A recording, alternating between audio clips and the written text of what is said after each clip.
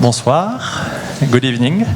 I'm Gaëtan Bruel, Cultural Counselor of France in the US and Director of Villa Albertine, and it's my great pleasure, together with my team, to welcome you this evening to celebrate the French passion for design and perhaps your own passion for French design. Tonight we are launching Oui Design, a week-long itinerary of open studios, designer talks, demonstrations and events, exploring New York's exceptional French design spaces and makers at 20 venues across the city, aligned with NYCxDESIGN. US demand for French design and craftsmanship has never been so strong, and tonight we have the pleasure of welcoming leading French and American minds in the field, on the stage soon, but also I know in the room, for a discussion on the future of this storied transatlantic relationship and what the future holds for international exchange in the design discipline. Villa Albertine headquarters, the Payne Whitney mansion, where we gather this evening, has become emblematic of our support for the highest levels of design and craftsmanship, from Albertine Bookstore, created 8 years ago by Jacques Garcia and Atelier Première, to this ballroom, restored last year by Atelier de Ricou, or to our unique collection of commissioned pieces of French design upstairs.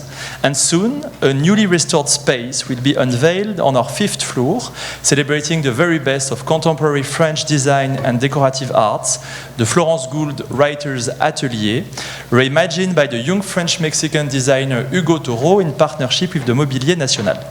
But tonight is about celebrating French design beyond this mansion at the scale of the city, as New York City is today by far first among French local scenes for design outside of France. Our We Design program is entering a brand new chapter tonight under the flag of Villa Albertine, but it was actually launched in 2015 by Rima Abdul Malak, who now serves as the Minister of Culture of France, back when she was formerly the head of the artistic department here at Villa Albertine, the French embassy. In this first chapter, We Design resulted in major exhibitions in the US by French designers like Robert Stadler, Imer and Malta, collaboration between designers and manufacturers, including Constance Guisset, Philippe Nigro, and Corning Museum of Glass, for example, on the American side, and international workshop with Wanted Design. And the second chapter of We Design we are launching tonight is really one of the most exciting projects we have worked on at Villa Albertine as part of our ambition, and I would say our dream, to rethink how we can better support artists and creation at a global stage. From the very beginning, Villa Albertine has been invested in cultivating French-American exchange in design. We have already welcomed 12 designers for a custom-made residency across the country. Among the 150 residents we welcomed in more than 50 US cities. And it's only the beginning, as we have a plan to welcome more than 30 designers and artisans over the next 4 years now to discover and exchange with the American design landscape. All of this thanks to a unique partnership with the Fondation Bettencourt-Schuller, and here in New York with Wanted Design. And tonight we are especially pleased that 2 of these residents are joining us in this discussion, François-Xavier Richard and Chloé Bensahel. I will introduce them in a minute. But one last word before I introduce our speakers, to invite you to dive into the little booklet. I don't have it, but someone has it, yes? The booklet we prepared for you. So inside you will find all the information about the exclusive open studios, workshops, talks, and parties we have organized with a network of 30 partners for you. And in particular, I invite you to join us this Friday in Long Island City for an open studio and DJ party at Atelier Jouffre. You will see what it really means to celebrate French design the French way. It is now a pleasure to invite to the stage Anthony Ingrao, François-Xavier Richard, Chloé Bensahel, and Maria Nicanor. If you can join me.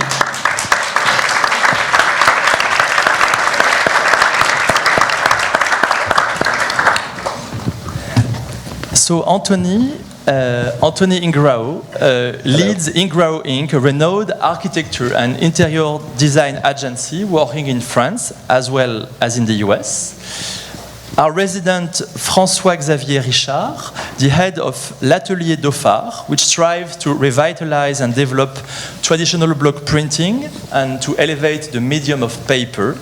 And another resident, Chloé Bensahel, a designer, textile designer, whose work will lead her from the tapestry manufacturers of the Mobilier National to the MIT next fall, and weaving with embedded technology. And alongside them, it is really my privilege to welcome Maria Nicanor, director of the Hewitt Smithsonian Design Museum, a landmark institution in New York devoted exclusively to historical and contemporary design. And you join us, Maria, as moderator. Maria, your career as director, curator, and historian really spans architecture and design, bringing a unique perspective to our explorations of the role of art and design in our built environments, everyday lives, and transatlantic futures. And with that, Maria, I'm very happy to leave the floor to you. Merci, and merci beaucoup. Thank you.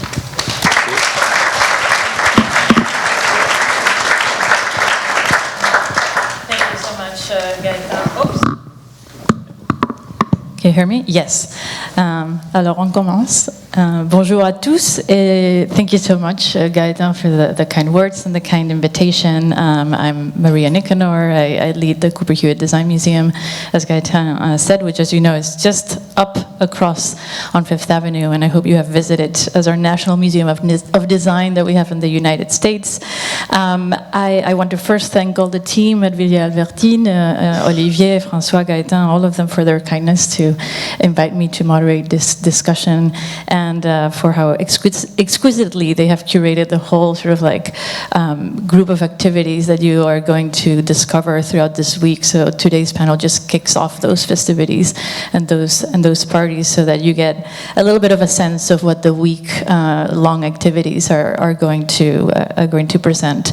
So tonight we'll kick off the week by introducing you to three practitioners, which hopefully will give you a bit of a taste of what these programs are going to be. They all represent in some way this sort of cross-cultural pollination between France and the United States, but you'll also see that they work in very different mediums and they're very different practitioners amongst themselves, but there's some points of commonality that I think are very interesting in the way that their practices have developed over the years.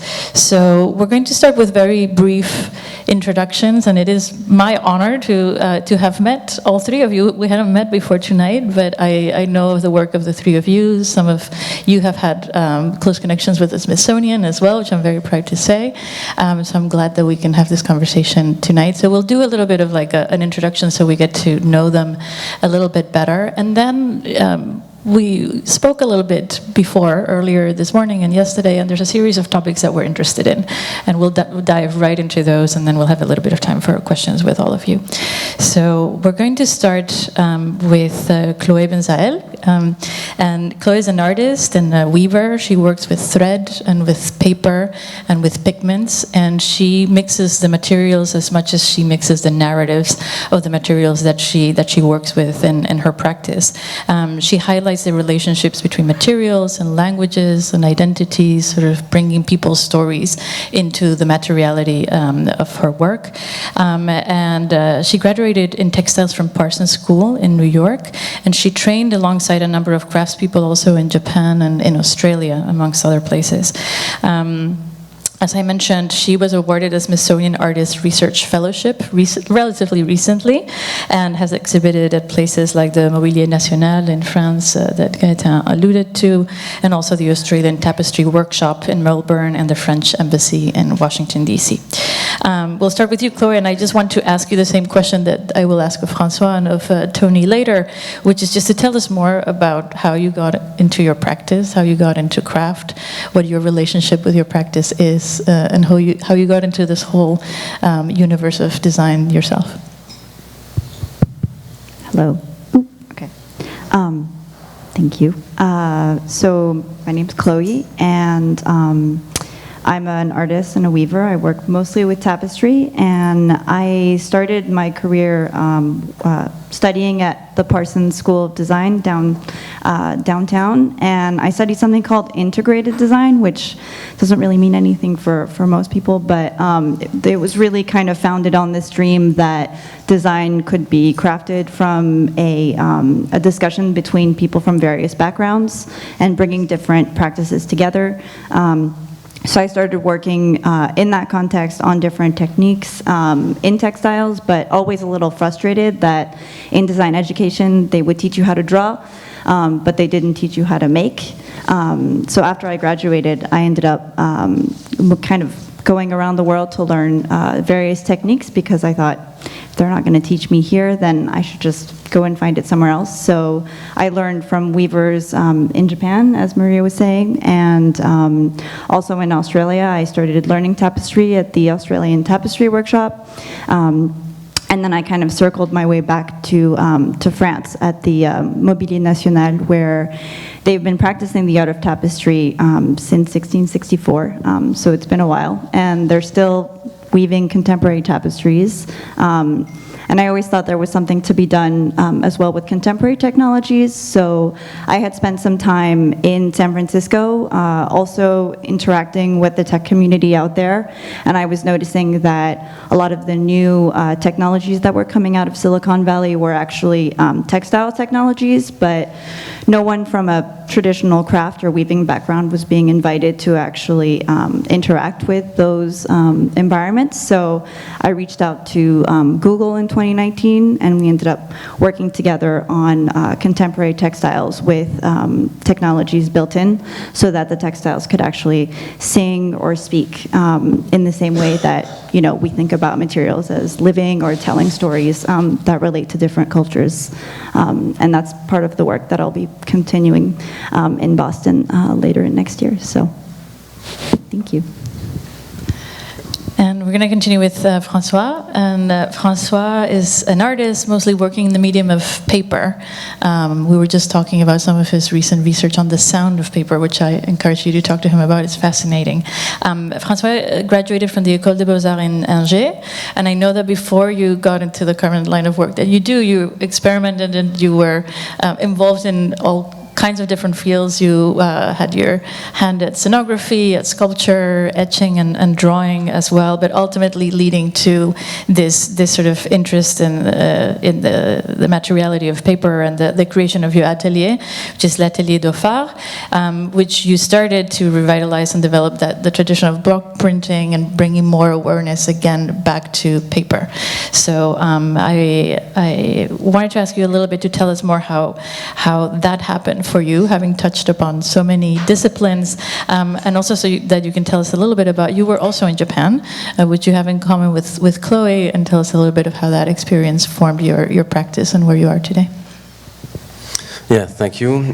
Good evening. It started with a mistake, actually, because if someone had told me I would work in wallpaper, I wouldn't have believed that, because to me wallpaper was like, not the interesting thing in decoration and all that. And so, but I discovered hand-blocked wallpapers with the traditional techniques, and I discovered all the world around it, because it's the connection between different worlds, like making paper, etching, painters, books, etc. And finally, after having worked for many years for historical buildings in France and in Europe and in the States also, I discovered the main point was the paper itself. So I decided to transform many ways the different kind of papers, because we can find so many different papers and so many different cultures around the paper.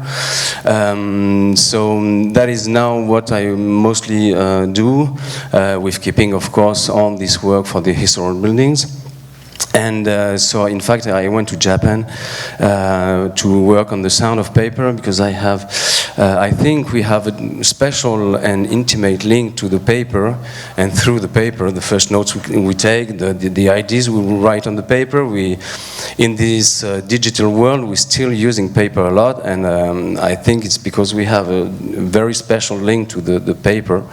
And so one of the things I wanted to concentrate on was the sound of the paper, and to try to hear this sound that comes with all the everyday life things you make with paper. And so I'm working on a huge instrument called an organ paper with washi, but not only, with now any kind of paper. And I'm here in States also to work on a very special approach of a small group working on the transformation of uniforms in papers as a way of transforming their memory and history about war and all that. And I think it's also a very interesting way to the paper can help people with memories and with all that. So it's finally not only a way of working on wallpaper, and I'm glad of that, but I still like wallpaper. I mean, it's something interesting that I discovered, but I had to do something like, it's a kind of special way to work with it, so. You brought all your universes together in some way, and they all coalesced around Yeah, paper. you can't help with paper. I mean, it's... Great, and we're going to finish the round of introductions with Anthony Ingrao. You might have been in spaces in the city that were designed by Tony. In fact, I'm sure you have. Tony is one of two principals with Randy Kemper at Ingrao Inc. They are a design and architecture firm that works on commercial and on residential projects, and they've been based in New York City since 1982. And you have projects all over the globe, in Hong Kong, in Paris, in New York, in Saint-Tropez, Monaco. Here in the city, we were just talking about the Baccarat residences. You also did the interiors of 35 Hudson Yards as well. The Campbell Bar in Grand Central Station, which you might have visited. All projects that have had a great visibility in the media as well. And Tony also spent quite a bit of his lifetime in France and built many relationships there with European artisans and antique dealers, and then returned to New York. And I'm making this story very, very fast. But in a nutshell, you came back to a New York that was booming with residential projects in the suburbs of New York, right? Yes. And you were a part of that clientele, and we were talking before about how it was a moment of the style was very much vogue of looking for Louis XIV type style residences, and how you've seen that change over the years. But what I found more interesting about your background, Tony, maybe you can tell us a little bit about that, is that was about how you grew up in the world of fashion, mostly because of your parents and the manufacture business that they had, and they would supply people like Bill Blass and Oscar de la Renta, and I know that you wanted to go into fashion yourself and design clothes at some point, but somehow you end up in RISD despite the fact that they wanted you to go into finance. Is that true? That's accurate, yes. Yeah, my background actually just sort of happened. I always loved fashion, but my family was very against me thinking about going into fashion because they had manufactured for 100 years. My great-grandfather, my grandfather were based in New York, and they had this idea that I was going to become a financier or a lawyer or something respectable. And I started at London School of Economics, and then I went to ULB in Brussels, and I was studying the common. It was at the beginning in the late 70s when Europe was forming the common market, the EEC. So that was exciting it was, first of all, I could get out of New York, I could live in Europe and travel. And anyway, when I was there, I started realizing that I had an affection for architecture. I was very interested in different style of buildings, not knowing why, but because as a child, my parents would drag you off to Europe every third summer, and you go to every museum in the world, in France and Italy and England and so forth. But New York was a funny place in the 70s. It was bankrupt, first of all, and people in the 60s and 70s were more into exploring themselves rather than old-fashioned culture. So anyway, I was taking a winter session course at UL in Brussels, and there was a visiting professor from Rhode Island School of Design, and he said, "Have you ever thought about art as a career?" And I said, "Well, I think it's great, but I would need to make a living, and I don't think I would ever be able to do something in art." So he said, no, you really should apply to RISD. And I said, I can't get into RISD. He said, I'll write you a letter of recommendation, you should go to RISD. So, hence, I ended up at RISD, studied architecture, got out of school, came to New York, worked for a designer for about 3 months and said, this is ridiculous, because I was making $160 a week and I couldn't afford to eat. So I started my own business not knowing what I was doing. And that led to me realizing that I could survive working, making some design things and maybe dealing in furniture, because it seemed like people were starting to like to collect furniture. This is early 80s. Reagan first came to power, and then all of a sudden money was starting to flow and people wanted provenance. So I had friends who were designers, and they said, so I went to France for a vacation, and I ended up really enjoying the time there. And I ended up living there for 15 years. But mostly in France, but I would come back every now and then, and I started an antique business because that's what I could figure out what to do. And at the time, there was no internet, there was no cell phones, and there was no connection between Sotheby's, Christie's, or Drouot with the New York market. So we had no idea what was happening in the auction houses in France. And I started a business where I would speak to designers, other architects, what they were looking for, and I would source them pieces. I'd send them options, and I started a little import-export business. And I had some mentorship from Hubert Givenchy, who was a friend, and he started showing me how to operate in the Paris flea market and all this stuff. So that was kind of amazing. Anyway, I did that for about 10 years, and I got my first big commission back in America for someone who was collecting furniture, and they wanted to build a castle in Greenwich. And I took the challenge, and we built the entire 25,000 square foot castle in France and imported the whole thing to America. So that was my first major project in French architecture and French interiors. So he wanted it country because he wanted it too pretentious, but he wanted the interior to have a 17th, 18th century wing, a 19th century wing, and so it was, typically American. Anyway, so that was an amazing project to do, and back in the day I had a lot of time on my hands because I didn't have that many, and it was only me, so I did the whole thing myself, and it was fun going back and forth.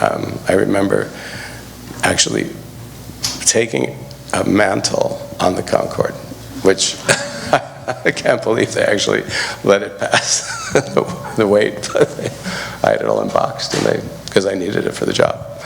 It was funny. Anyway, long story short, that's kind of boring, but I think walking around with Givenchy and flea markets is not boring. Well, I would take that experience. It was very cool, yeah, because I met Hubert first actually here at EAT. There used to be, well, there still is, but on 72nd, back in the 70s, was the first EAT. And one morning, I went there for breakfast, and they used to have a long table, and Hubert was having breakfast, and I sat down, and we started talking about fashion. And then we became friends. And then I reconnected with him in Paris. So, because he also had an apartment at the Carlyle, so that was good. Anyway. Very fascinating. Yeah. So fast forward, now it was a big business. Now that you know the three of them a little bit more, you know, as I thought of our conversation today, as one does, you know, one tries to look for similarities and differences, and how do these people relate to each other, and I think I ended up thinking of this notion of luxury, which is an unusual choice for me, because I typically look more for ways to democratize the access to good design, if anything, right? But then I thought that luxury was a very apt topic for us to talk about, and that led me to thinking more about the way that all three of you use materials, and I think you all treat materials as luxury elements in a variety of ways. And here I'm interested in all three of you commenting a little bit on the notions of materiality, the materials that you use. I'm very interested in regenerative materials now, and sustainability, and our sense of responsibility of this constant sort of like material production that our world has come to, where we keep producing and putting more out there. And this idea of like whether the luxury of the future is a bit of a return to the craft of the past, which all three of you actually also do. You all go back to traditional techniques, and you've seen, Tony, you've seen the span of like different eras where sometimes luxury has meant different things to different people as well. So I'd be interested in hearing your thoughts about that, and how you engage in the creation of luxury in different ways in your material practices. So maybe we can start with Chloé again. Yeah, I'm still wanting to go back with Hubert Givenchy breakfast. I guess we were talking a bit earlier about the very construction of luxury. I deal a lot with the research sector, so I'm really looking for new materials and thinking about how craft can be considered differently and kind of be taken out of this rather sort of top-down context and be elevated into a different way of thinking. So we were talking about how luxury, especially in France, is actually rather tied to the monarchy historically, and in the ways in which luxury was also manufactured and created with the world of decorative arts, and then also sort of developed and supported by the monarchy. But then we're kind of still living in the heritage of that world, and so I just thought it was really interesting to consider, and we were also discussing how luxury is always evolving, and where, you know, a couple of years ago maybe we wanted to like fly all over the world, but now it's like you see a green pasture and, you know, you're happy. And you mentioned too, when we talked earlier, the tradition of the manufacture en France, right? And how that was a medium of production that meant something then, but right now, keeping up with these traditional techniques and a lot of the crafts actually has fallen on some of these places who are keeping up the craftsmanship as well, right? So that's sort of like a subversion of that idea of luxury. We're coming from that very monarchic place. These are now the places that, thanks to them, they're keeping up even the level of production. I know that Albertine has, I attended a talk recently with the head of the Sèvres production as well, and like, so it's up to these places now to keep up producing tradition under very different guidelines, right? So I thought that was an interesting thought, and I know that you've done research as well, François, in different kinds of like materiality around paper that you work around, and how you go back to craftspeople and craftsmen. Like, where do you look for luxury when you look at your pieces and your craft? Well, I think there are many ways to talk about luxury, because it's quite funny, because when you were talking about democratizing, it could be the opposite of luxury, but we know we democratize a lot of things, and probably luxury also. And today the luxury goes back to the craftsmen and all those techniques, because they need the hands, because one of the very strong identity of the luxury industry is the on order, made by hand and all that, and so they use a lot this image that we bring to this industry. And also, regarding what we are doing with paper, it's a way to answer to the wondering about ecological matters, because paper, but also this new material, new material coming from an old recipe and an old know-how called carton-pierre, which is a way for us to use our waste of paper. Is very interesting for this industry, because they can make, they can avoid like plastic, like resins and things like that with this 100% material, natural, 100% natural material. And so I think also they are coming back to simple things and very, you know, pure things. And there are many ways, I think, to answer to this industry. So it's quite interesting. Things are moving a lot, and things are still moving a lot, because now, and we were talking about that a few minutes ago, the price of the materials are moving a lot, like not in the right sense. And I think we have to adapt the techniques and the know-hows like almost every day, so that's part of the job. Yeah. So I deal with a broad range of people's desire for luxury, and we view it as an interpretation of their essence. So you have to look at who you're dealing with and what their fantasy could be, and then you apply the knowledge that you get with craftsmen and people that create special things, and you create things that don't exist. And that, for my clients, is a huge form of luxury, when they have something that's created specially for them that they can't go out and just find it anywhere. Because, you know, with the internet and communication and everything so available to everyone 24/7, people are bored very easily now, you know, where in the old days I remember taking clients shopping in France, and they would be so excited to go to Prel or one of these weavers from, you know, Lyon or something, and find some special fabric and think, okay, I'm going to order it. It's going to take 9 months to weave this piece, but it's exciting. Today, they want more than that. They don't want something that, they want you to create something that doesn't exist.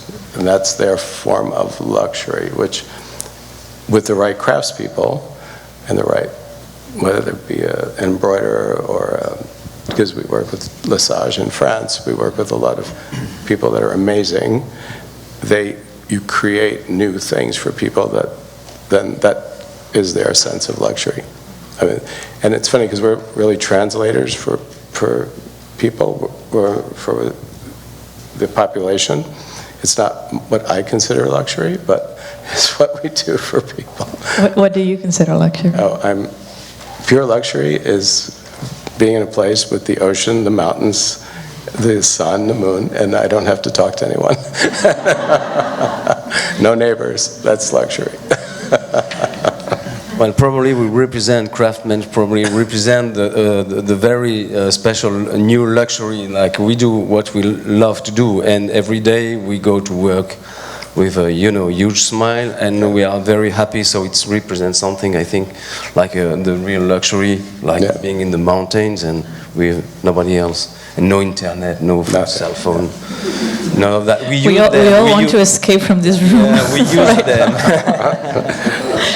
So let's talk a little bit about materials, a little bit in that vein of thought as well, and where materials can mean a lot of things and can have meaning embedded in what they do.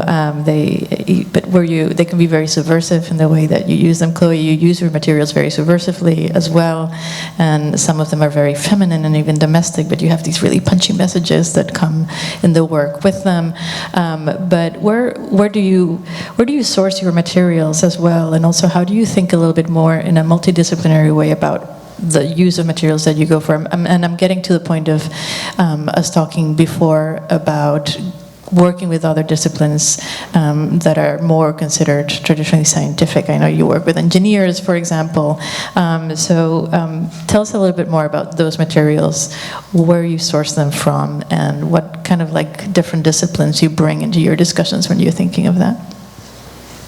Yeah, I love that, Tony, you talk about translating, or this act of, because I feel like as craftspeople, we're translating these materials into forms, like we're the intermediary between this raw material that we get and then making it into something that it didn't look like before.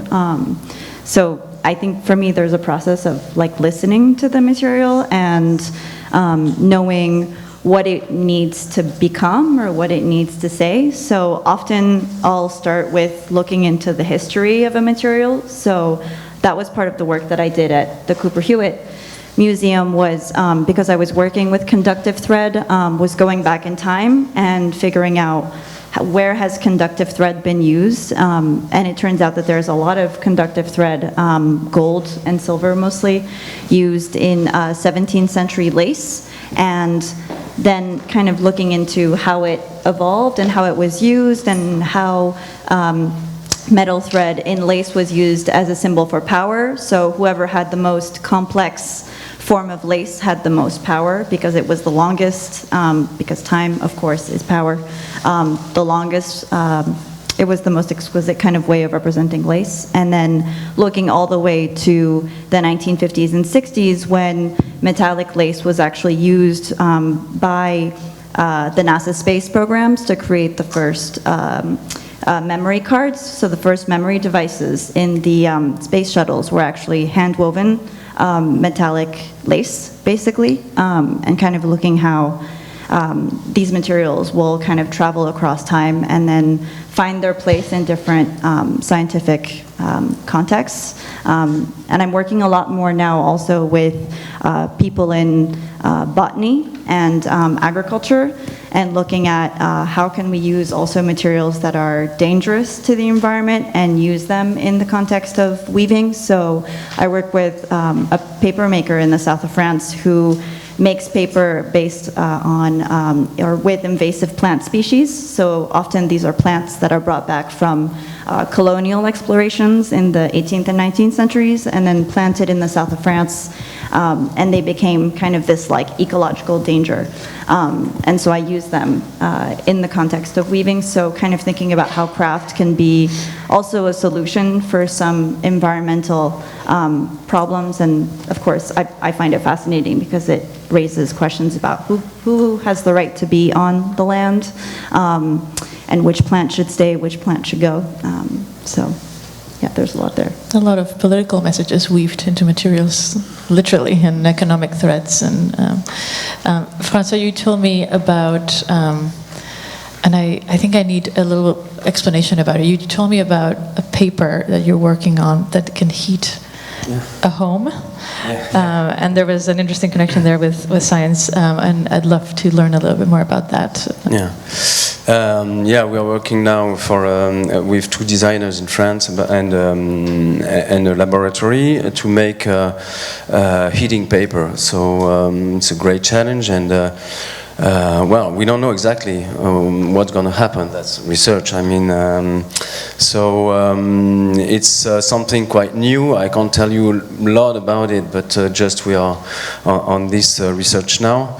But I think the research never ends on all the subjects because, as Chloé and Tony said, we learn a lot about from the material. So that's what we have to do. It's to keep, eyes and everything open to let the material tell us what we could do with it, and the job is to go as far as possible with it. So there are many explorations we can do from a simple material, and to me paper, is it's a little bit excessive, but it's a kind of alter ego because it's something very fragile, something you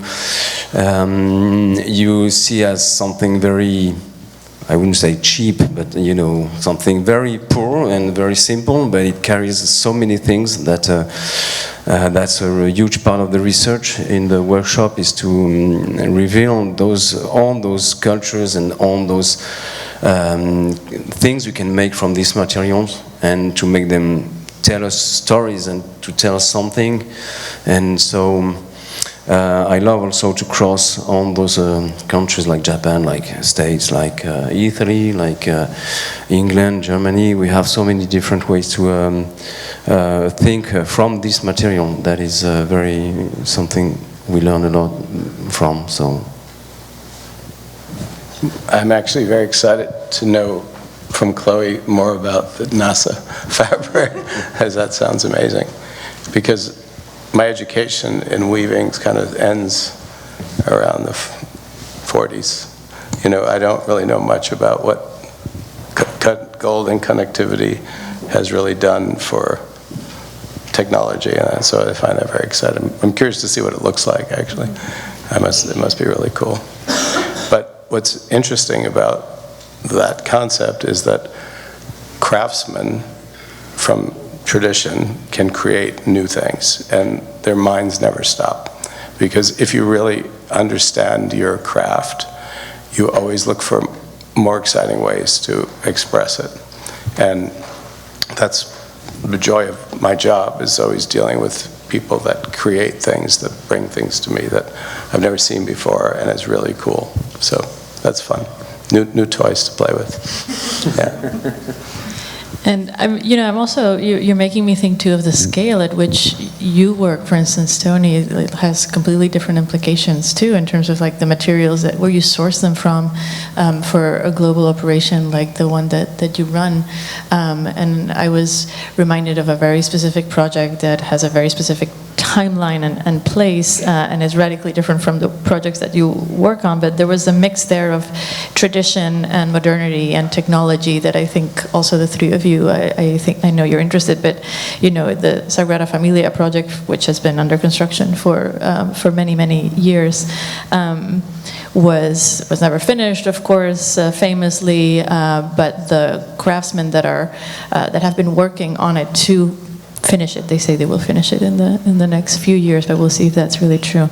But they were working with some of the craftsmen from the Catalonia region to bring some of the, literally some 80-year-old craftsman that lived in the mountains of Catalonia is the one that has provided the technology as to like how to come up with some of the future and the finishes for the Sagrada Familia, mixed with techniques like 3D printing and other kinds of ways. But just to exemplify in a very sort of like iconic project like that, where those two things come together.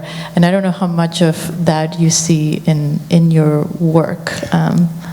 I see some of that with more of the commercial work, because that's where they want solutions where, and it has to be innovative and quick, and they want to say that they're green, and they want, so you see it that way. I see that though on a smaller level with, like, that's where France is amazing, because the French culture as a culture, it promotes people to think, and that is different than the way, like, it's interesting to see different countries and how innovation manifests itself in the different people. Like in Italy, it's all very fast and flash and exciting, but it's also not developed, usually. It's not. In France, they really perfect. They take things that happen around the world or things that happen within France, and they really go deeply and make it amazing. In America, we don't really do that with certain things. That's why I have to get things made in Europe a lot, but it's interesting. And then you get the component of the new technology and wanting to bring excitement in how people look at things.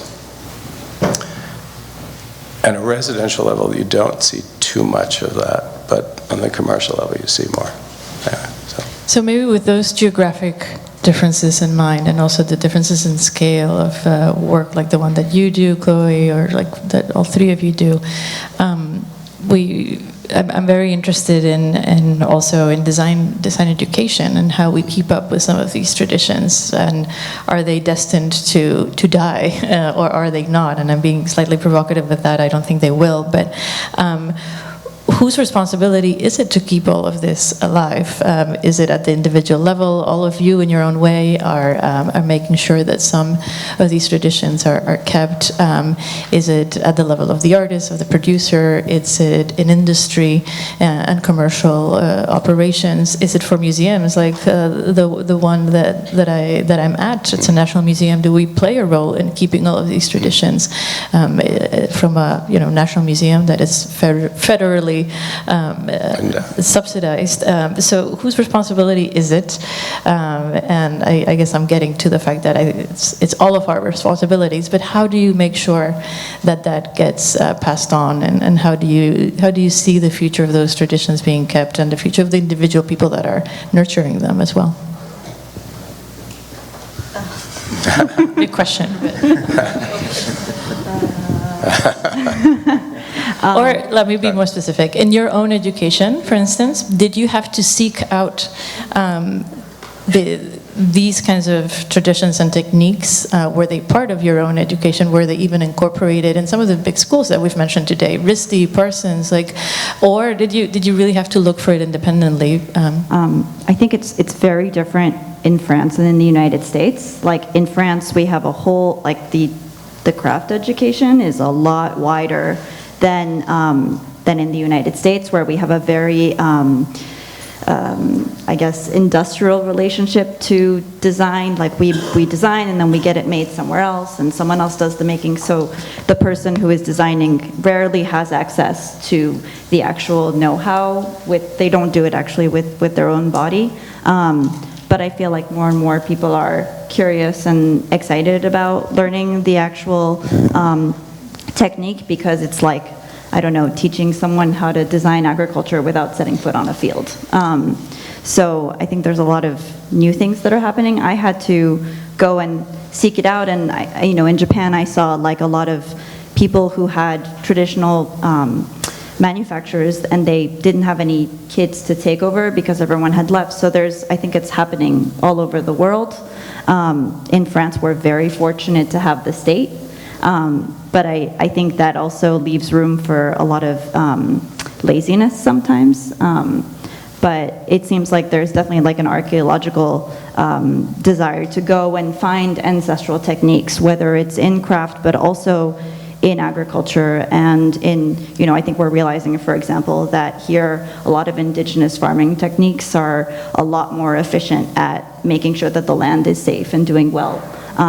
So I think there's a lot of room for going back in time and finding new techniques, because we're realizing that in many cases sometimes they're more technological than our modern or contemporary techniques. Well, I think we all have our nonsense problems about these traditions, those traditional know-hows, because in fact in France we kept a lot of them, even if a lot of them disappeared in the last 50 years. I think we have another problem. It's that we separate more things in France, and we separate a lot the designers, artists, and craftsmen. And I think that's one of the complicated things. But things are changing now, because like the École Boulle now is as well a school for designers than for woodwork. But it's still a lot of things to do, because I think a lot of craftsmen don't have the culture,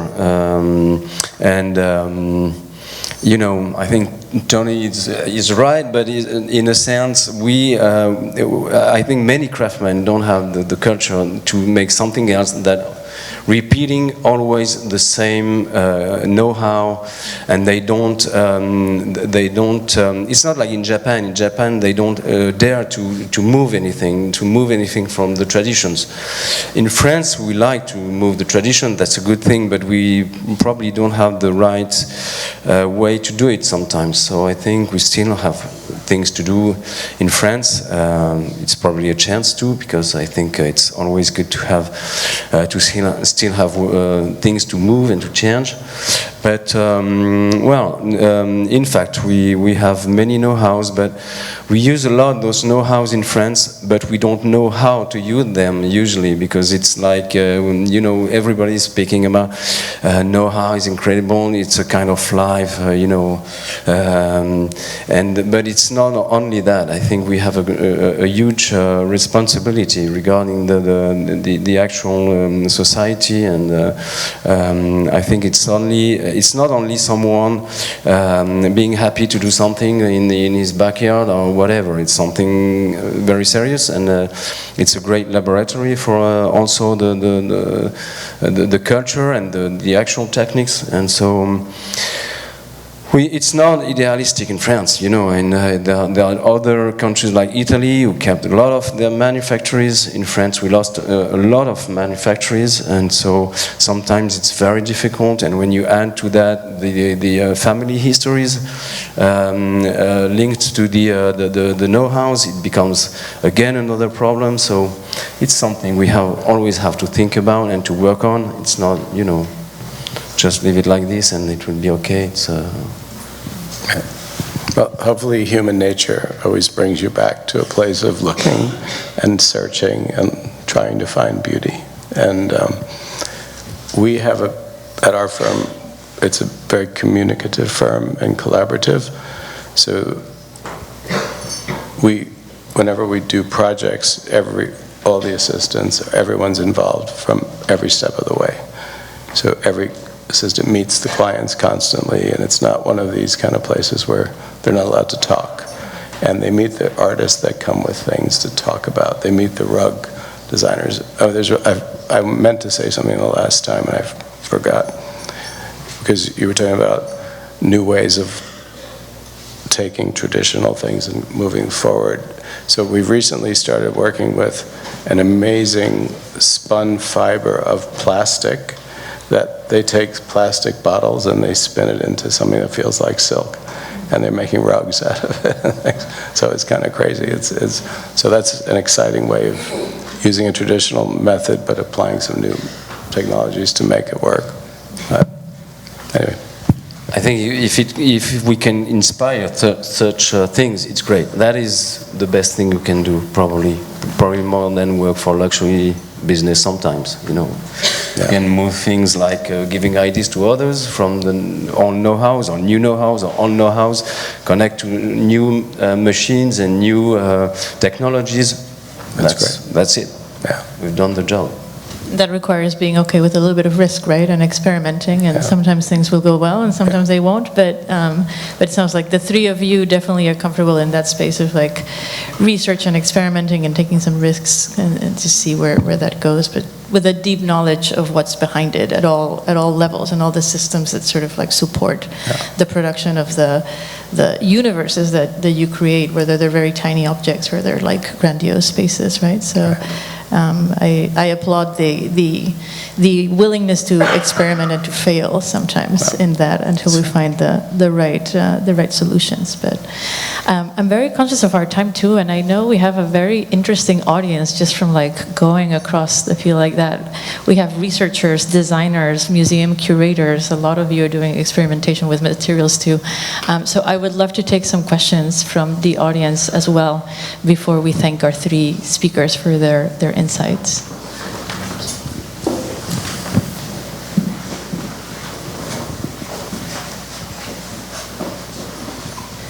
We have a question on the back, yes.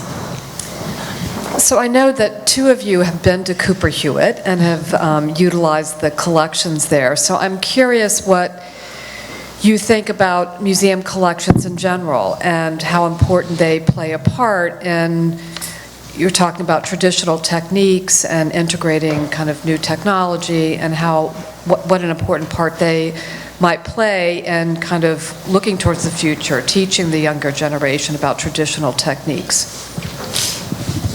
Thank you, Matilda, for the plug-in. This is Matilda McQuaid. She's our chief curator at Cooper Hewitt. Yeah, I was actually I was going to mention, because you mentioned museums, but I guess we didn't address it directly. But yeah, for me, like in my own personal practice, I feel like museum collections are fundamental to actually like learning and seeing what, because sometimes, you know, we think, oh, this is so new, but actually, you know, yeah, you go back like 300 years and it was actually much more sophisticated than you could even imagine. So yeah, I feel like looking into collections, at least for technical education, and also like sharing those collections with different fields, like, you know, I think every day the people who I interact with at MIT, they're like, oh, people did this in this part of time, you know. So I think a lot of people who are also working in these like innovation sectors don't always have access to, or don't think to at least go and consult some of these collections. And then for me, I feel like also the context, like contextualizing a lot of these objects feels like really important, because we just replace one object with another object, you know, like this has the same level of power as, you know, maybe like a metallic lace did in the 17th century. So it really is all about how objects have power in context, I feel like. So yeah. Yeah, these are the resources that we have at hand, right? Both for inspiration, but both also for looking critically at how things were produced and what they represented then. And it is a responsibility to show them and to show different stories of what they tell, right? But yeah, I'm curious of what you both think as well, because there's, I mean, especially France talk about fantastic national collections as well, but we were talking about, you know, the accessibility of those collections, whether you can go easily to look at them. A lot of our collection is stored somewhere outside of Manhattan. I won't say where, but that's, you know, it's not accessible, and we are not able to show a lot of that. So it's only when a researcher asks specifically to see and to look for this particular piece of the 17th century that we can sometimes take it out. And you know how to do it, but maybe others don't. So how do we make sure that everybody, you know, understands that these collections belong to everybody, literally, right? Museums can be off-putting to many people, and they were off-putting to me until I met Daniel Alcouf, who was the curator for the Musée des Arts Décoratifs back in the 80s. And he actually let me come to the museum after hours, and we lied on the floor, we pulled the drawers out of all the furniture, we looked at the construction, and it was a big, I'd never had that experience in a museum before. And that opened my eyes to, wow, you could actually appreciate things in a museum. It wasn't just to look at it and walk away. How to fix that, I'm not sure, but I'll never forget those experiences, though. It was really cool. And it actually energized my knowledge of how things were crafted back in the 18th century, which, you know, as an American, you don't really know, because we don't have school that teaches you that kind of stuff. So it was definitely a valuable experience. How to make it more accessible, I'm not sure. It would be nice, but maybe. I don't know, do we have a Ministry of Culture? The Smithsonian is the closest that you get, so we're going to try hard. Well, actually, Dauphin was born in a museum, so I couldn't think better about museums. With Véronique de la Hougue from the Musée des Arts Décoratifs in Paris. In a way, I think it's fair that it's not so easy to be able to collect information from the collections, because you have to do the first step. I mean, it's not just curiosity like that, and because you want to get information, like, you know, you're getting so many nonsense on your phones. So I think it's something that you deserve, probably, something to see what was on those know-hows, on those patterns, and on that.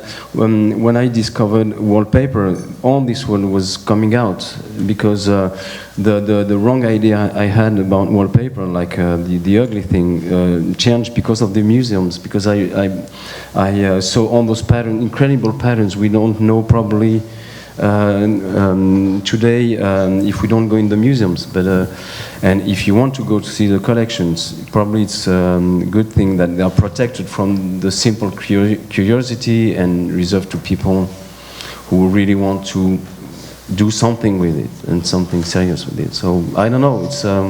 Well, but you're talking about the access to that culture and to those collections and to that memory as a right, almost, right?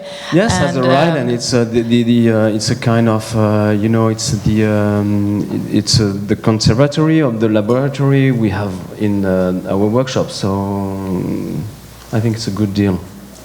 So instead of the nonsense that we get on the phones, you're suggesting that Cooper Hewitt texts everybody every day an image of a 19th century teacup in your morning just to get you going. No, but jokes aside, it's very much about the access to this information, because we all think all the time about the access of our own data and our bodies in this world where we're letting go of our privacy little by little. But this kind of memory is as important as our physical data that we give away so willingly, yet we don't know and we don't have access to it, right? So I think that's, you raise an important point. Yeah. Do you have any other questions? And I'm slightly blinded by the light, so I cannot see you if you... Yes, I see a couple of hands there.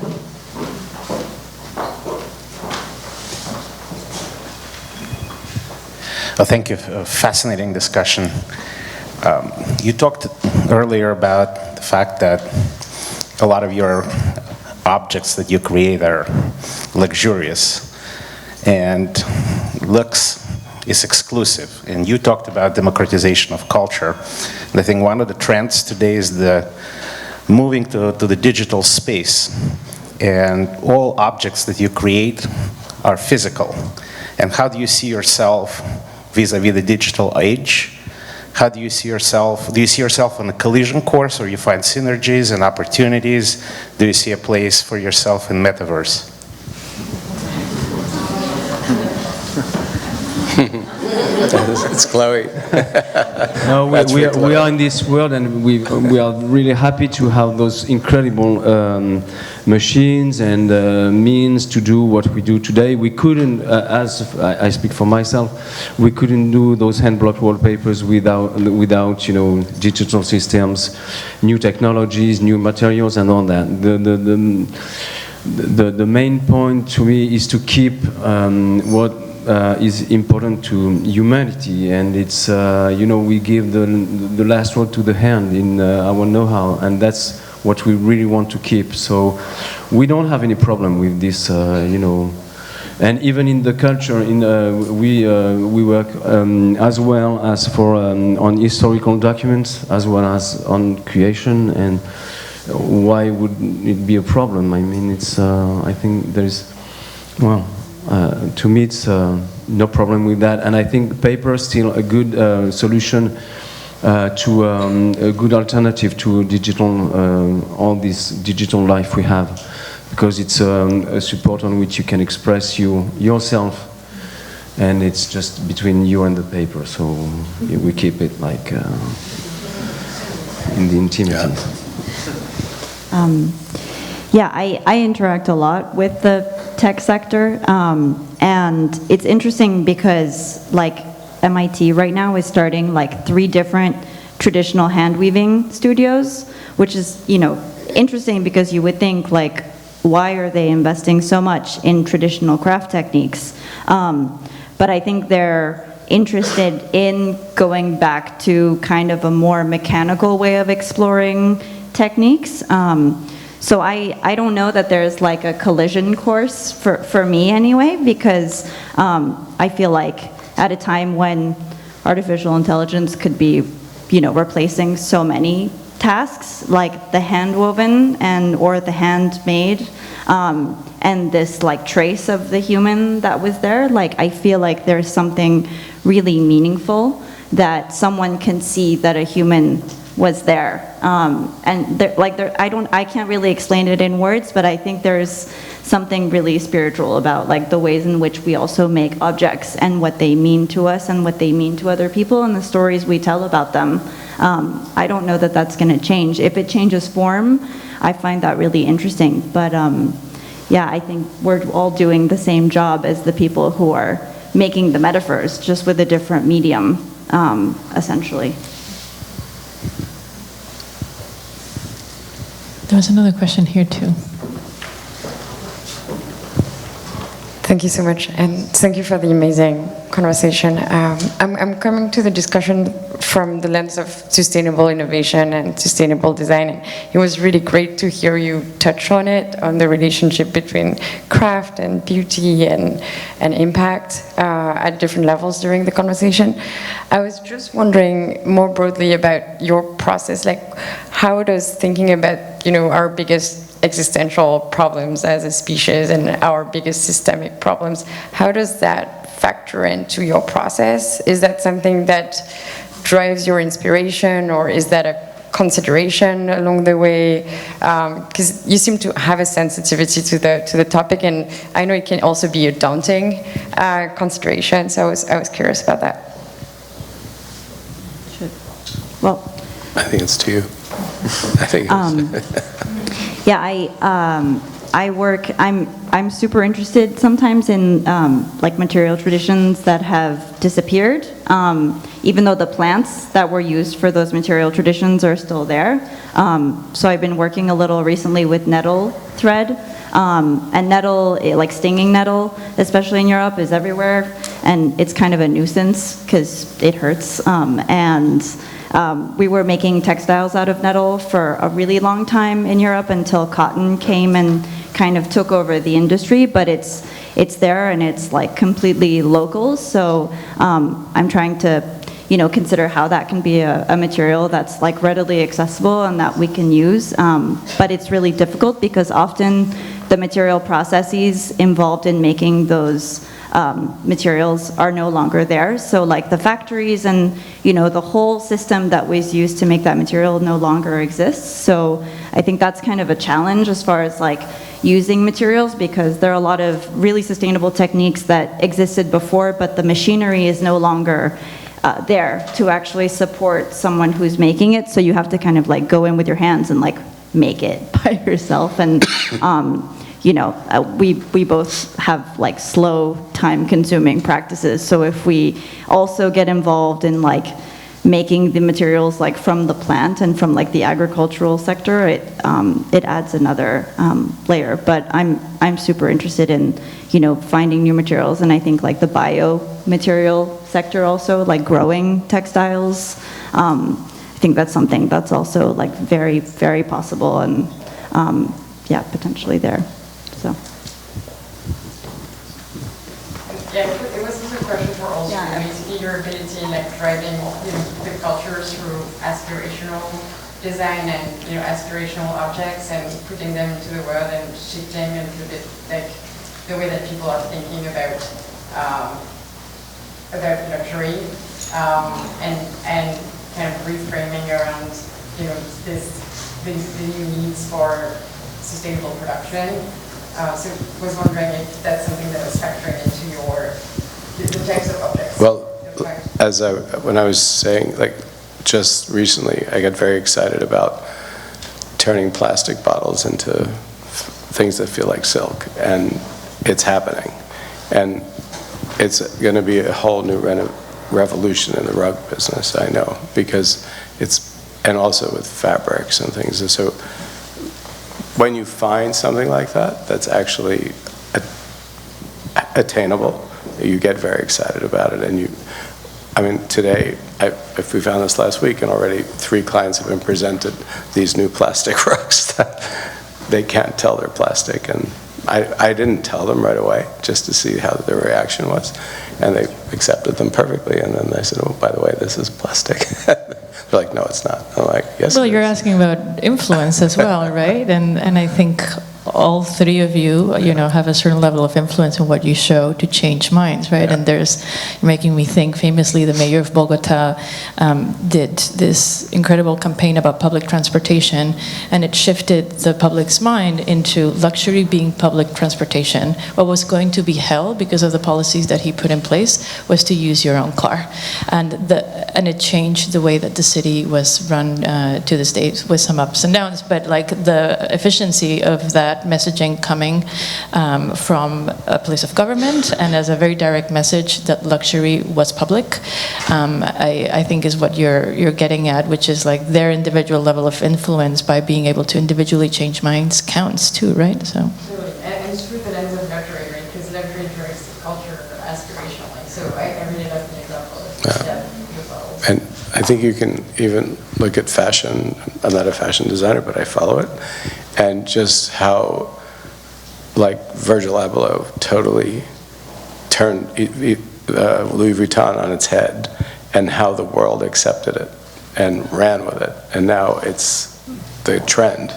You know, it's kind of fun to see somebody take a traditional whatever and reinvent it and bring it to people. Because like when you see people that shop now, it's not the old people that were lined up at Hermes to get their Kelly bag. It's, you know, they want spray painted jackets, but no, it's fun, you know, it's cool. So I think we have maybe time for one last question, maybe, back there. Maybe two. We have two here. Hi, good evening. Thank you for the panel, and also thank you for the person here from the Smithsonian. As a local New Yorker, thank you so much for like keeping the museum open and doing what you do. It's important to the community and the people who actually will go to it. So I really appreciate it. But for the panel, actually, I'm in fashion and in design. You know, a weave is. We always say a weave is always just as good as a weave is, but if it doesn't have any color, you know, what's the purpose of it?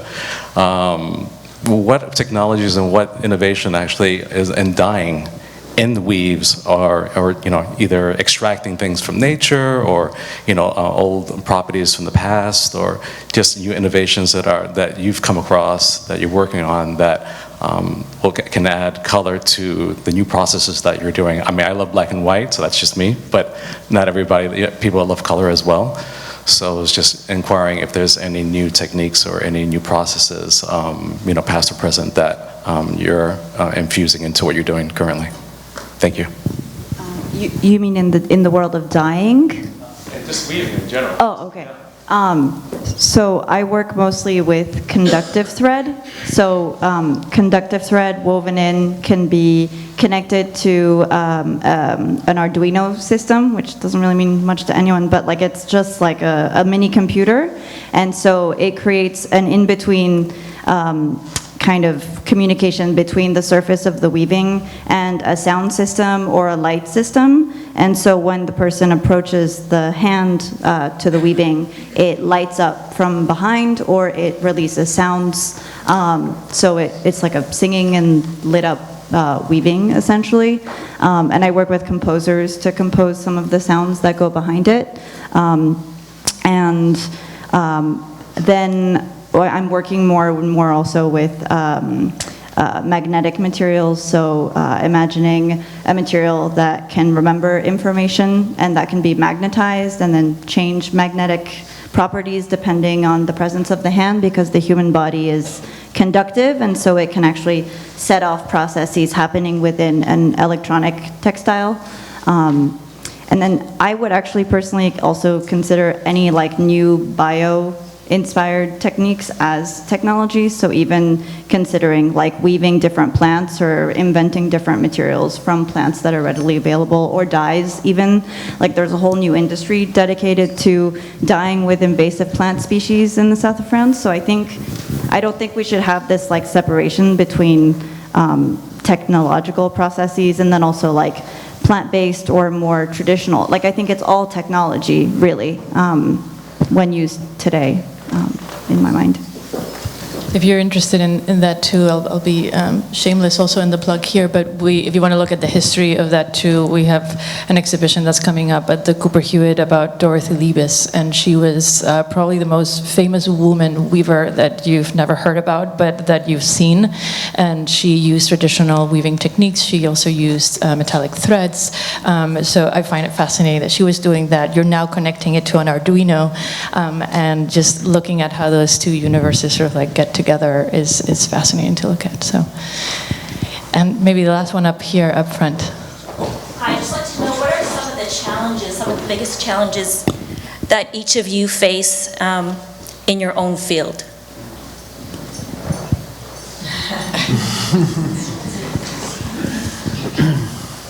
We have many. I mean, we fail sometimes, and it's part of the risk we take, and we like probably because, as I said, we don't. My interest is not to repeat the same know-how, just as it was, and not to think about what is today. Working with your hands, computers, mixing together, all that. So. Many of them, and it's all a world. It's you know, challenging also with customers, challenging with projects, challenging with. In our job we have a lot of different concerns. Like as we start on historical buildings, we have a lot of research. As an example, we are just finishing the house of Tante Léonie, the Musée Marcel Proust, the famous house where Proust used to be when he was 14, and he. Is the house for the La Recherche du Temps Perdu, and it was a huge project of researching the origin of the decor that had disappeared. So that's a kind of challenge. We have challenge with the techniques. Sometimes we don't know how they did it, and we have to relearn. And that's also on the question of dyeing with a natural base and all that. A huge part of our know-how has to relearn a lot of techniques if you want to do it in a special way, in you know, like preserving the most important things in this know-how. And to me, it's this human being a piece of nature, thinking sometimes, you know, that is the real subject. And because we work with people also, so we have to, you know, you have to train people, you have to explain them. I really believe in what in France we call intelligence de la main. Well, I'm from Betancourt, so with the Prix pour l'intelligence de la main. But I think it's a smart way to resume this thing. There is a real hand intelligence here, and that's, you know, I think human is quite a nice machine. So let's keep it. That's a pretty perfect ending. So I'm going to invite you all to come have a glass of wine with us, but please first let's thank all three of them for their insights.